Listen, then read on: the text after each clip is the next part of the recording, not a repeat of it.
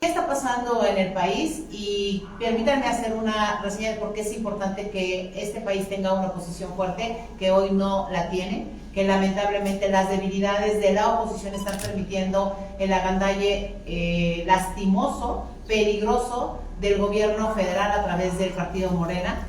Y aunque mucha gente dice que evidentemente los votos que le dieron los mexicanos a Morena le permiten hacer algunas cosas como las que sucedieron ayer en el Instituto Nacional Electoral, lo cierto es que es el reflejo de un gobierno autoritario y que frente a sí tiene una oposición débil y, debo decirlo con mucha tristeza, completamente desarticulada. De tal manera que la renovación de la dirigencia nacional reviste una importancia todavía mayor, porque no se pueden repetir las mismas prácticas ante el llamado que están haciendo miles y millones de mexicanos que están diciendo que no les gusta este régimen, pero que tampoco encuentran en la oposición una voz o un conducto o un vehículo que ayude a canalizar sus demandas. El caso concreto aquí en Teciutlán, ustedes saben perfectamente, tuvimos distintos problemas para poder organizarnos. Después de tener cerca de una votación de 10,000 y mi fracción votos, nos disminuimos a menos de la mitad, lo cual significa que vamos perdiendo la confianza de los militantes. Y hoy que inicia este proceso y que nosotros vamos a recoger firmas y que es parte de lo que yo estoy haciendo, intentando visitar mayor número de militantes, el mensaje que yo quiero traerles es que si el PAN no regresa a las prácticas democráticas que tuvimos en el pasado, que nos dieron origen, si no regresa a la decencia pública, estamos condenados a fallecer. Estamos como en una terapia intensiva y hoy es fundamental que las dirigencias tengan, entre otras cosas, decencia pública. No podemos seguir en una dinámica en donde los militantes son prácticamente arrinconados, no son tomados en cuenta, se les llama solo para cuidar casillas y, como ustedes pudieron ver, el resultado es que prácticamente el 60% de las casillas se quedaron sin cubrir por una institución que tiene un presupuesto importante, público, y que no fue usado para sus actividades primarias. Las dirigencias de Acción Nacional y opositoras le han quedado mucho a deber, empezando a este país, empezando por armar coaliciones que no consultan con nadie, por dejar cerrados los espacios de debate interno, y yo estoy convencida que este partido, que es doctrinaria e ideológicamente distinto a Morena, está llamado a ser una mejor oposición. Así es que esta es parte de mi recorrido, mi visita. Lo que a mí me parece que es inadmisible son prácticas antidemocráticas en cualquier partido político. He señalado con toda claridad que el PAN perdió su característica de que los militantes fueran panistas. Al contrario, hay como que apellidos que se ponen algunos, ¿no? Depende de las dirigencias que lleguen a la cabeza. Lo cierto es que las dirigencias llegan criticando justamente prácticas antidemocráticas y que cuando llegan, pues de pronto empiezan con las mismas prácticas. De tal manera que lo que estoy planteando con toda claridad es que mientras no cambien esas dinámicas de grupos internos, pues evidentemente no hay una oposición unida que permita enfrentar lo que estamos teniendo frente a nosotros. Yo respeto mucho a los liderazgos del Partido Acción Nacional en Puebla. Hay de todos los grupos o corrientes, como quieran llamarle. La verdad es que yo entré en un partido en donde no había ni grupos ni corrientes, o por lo menos no eran visibles, había afinidades políticas y esos no me espantan. Lo que me parece inadmisible es que ante el tsunami electoral que nosotros estamos viendo, no comprendamos que, repitiendo esas mismas prácticas antidemocráticas, no podemos enfrentar a un régimen antidemocrático. El buen juez por su casa empieza. Y este es el primer momento que nosotros tenemos que hacer un llamado para que no se usen las estructuras de los partidos para favorecer a alguien en especial. En el caso de la presencia de Felipe, que es secretario del comité aquí, la propia convocatoria establece que deben abrirse las puertas del partido y que tendrá que recibir a cualquier otro aspirante. Yo espero que todos los aspirantes caminen como yo. Y que visiten al mayor número de militantes, porque a veces, y eso ha sucedido en el reciente pasado, por lo menos en los últimos 10 años, pues pareciera ser que solo se basta hablar entre las cúpulas para que las cúpulas decidan por el resto, y entonces los resultados pues son los que tenemos hoy.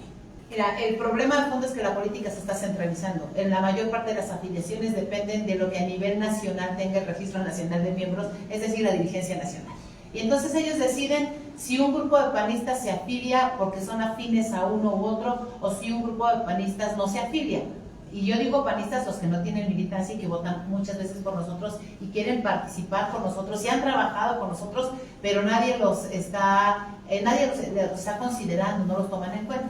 Entonces, ¿qué tiene que cambiar eso? La política no puede seguir siendo una política centralista.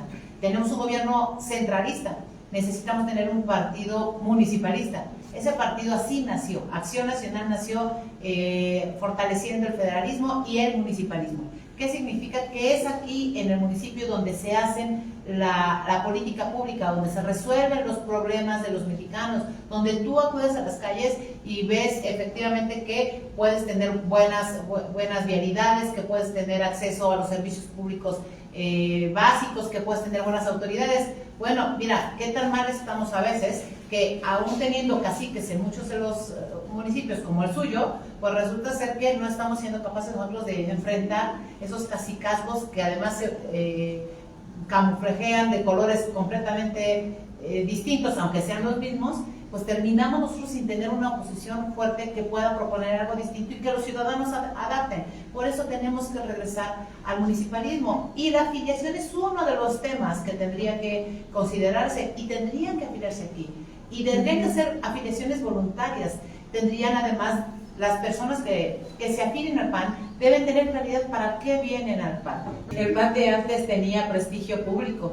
Tú salías a la calle y te sentías orgulloso de tus gobiernos, porque había gobiernos honestos, porque sabías que había pavimentación, servicios públicos, recolección de basura, cuando tenías municipios. Sabías que los debates legislativos, más allá de perder la votación o ganarla, había congruencia en el argumento.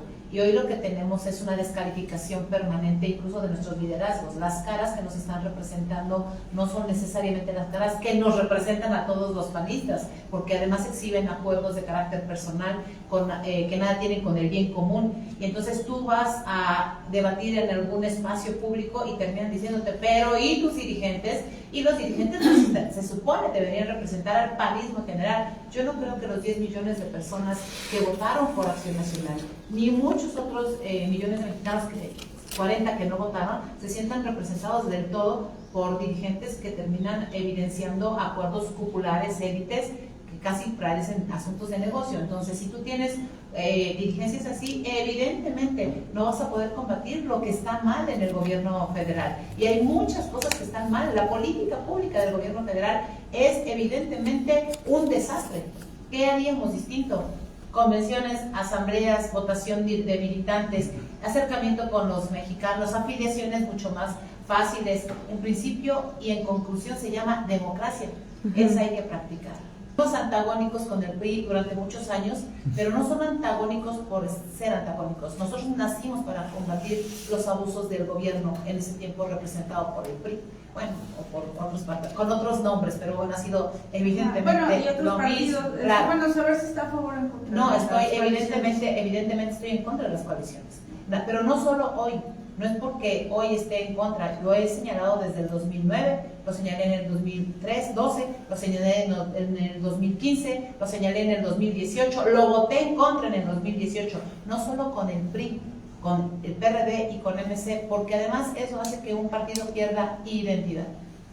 Y si un partido no tiene identidad, no hay forma que tú le puedas decir al ciudadano qué es, cuando el PAN no ha defendido con toda claridad ese origen. Y pareciera ser que cuando uno habla de eso es como si habláramos del pasado. Y el pasado, por supuesto que hablas del pasado que te dio cimiento, pero eso es más futuro. Y es más futuro porque lo que tenemos hoy frente a nosotros es muy similar a los gobiernos de los años 70 y 80 con una diferencia. Nosotros ya gobernamos 2 sexenios y no hemos sido capaces de defender lo que sí somos.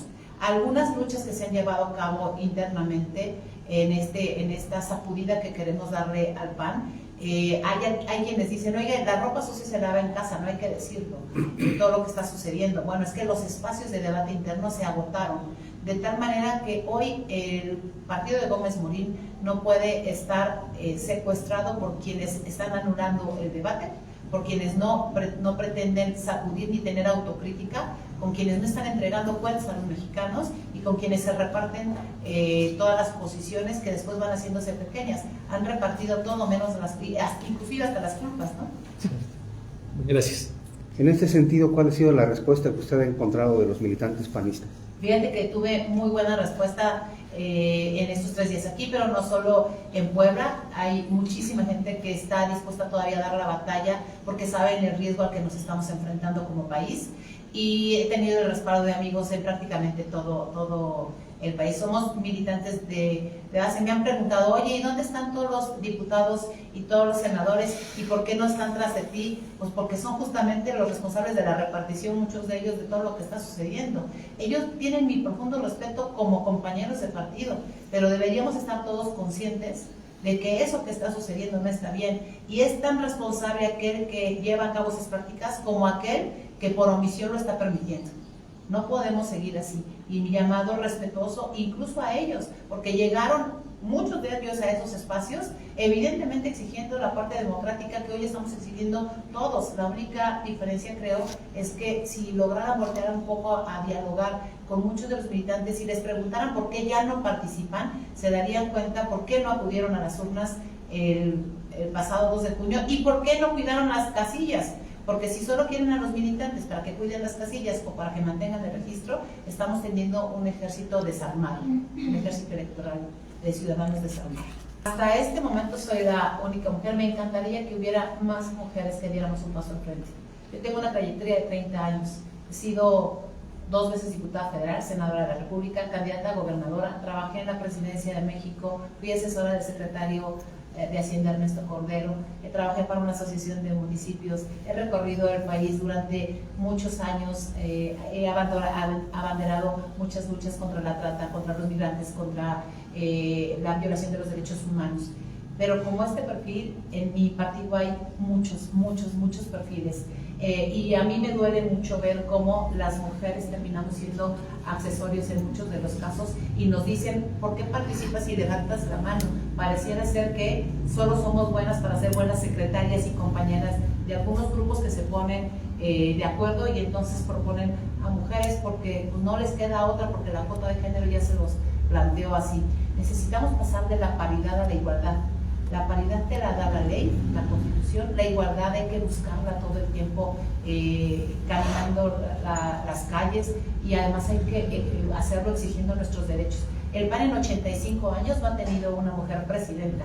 Alguna vez una compañera lo intentó en una elección por elección de Consejo Nacional, Blanca Judith Díaz, y resulta ser que pues evidentemente no fue posible su llegada.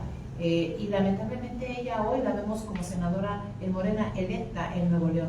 ¿Qué sucede? Pues que las mujeres a veces tenemos un poco de temores, nos estamos autolimitando a participar, y yo estoy consciente que hubo miles de mujeres antes que yo que me pavimentaron el camino. Esas mujeres pavimentaron el camino para mí, lucharon antes que yo, no ocuparon ningún cargo. Mi llamado es justamente a dar el paso enfrente. Hay que avanzar y hay que atreverse a hacer un proceso mucho más democrático, porque el problema de la falta de democracia es cuando ya no tienes demócratas, y los demócratas no nada más pueden ser el que dice que yo creo en la democracia, sino el que hace todo lo posible para que esto camine. Ayer con el tema de sobre representación, he escuchado mensajes y visto mensajes en las redes sociales donde incluso ponen un moño negro y dicen la democracia se murió. Entonces están ellos haciendo caso que también se han dado por vencidos, que también ya dijeron, pues ya nos morimos todos porque una institución tomó una decisión. Bueno, entonces quedémonos todos quietos y dejemos que sigan los abusos. Yo quiero hacer un llamado, efectivamente eso no puede seguir pasando. Hagamos todo por recuperar la democracia, y eso solo se hace con gente que cree en la democracia y que no solo la menciona. Los panistas, más que el apapacho, quieren que se les valore en sus capacidades. Hay una gran riqueza en las capacidades que tienen muchos panistas. No solo saben cuidar casillas, ni tampoco solo pueden repartir volantes. Cuando tú vas a un instituto político y tienes aspiración política, tienes que ejercer tu derecho de votar y ser votado. Y hoy les han designado todo. Les designaron con la función esta o más bien con la imagen esta de candidaturas de unidad. Pues ahora que fulano de tal sea el dirigente, porque son candidaturas de unidad, ¿no? O les han planteado un elemento de te toca este candidato porque hoy aquí siglaste PRI, aquí PSI, o aquí PRD, o aquí PAN, ¿no? Y entonces nadie toma en cuenta en un proceso democrático qué opinan, si las condiciones están, o sea, tienes que elegir el mejor, no por el partido, sino por las condiciones que se den en un proceso democrático. No se legitimaron nada de esas cosas. Y los panistas, por supuesto, si después les dices, no importa, ya te decidí todo, pero ve y cuídame las casillas, ¿no? Pues ni siquiera cuidaron quiénes eran los funcionarios de los centros de votación. Y perdón, muchos de los funcionarios de los centros de votación fueron impuestos por Morena. Y muchos de los representantes de casilla que se presentaron, ni siquiera las dirigencias los conocían.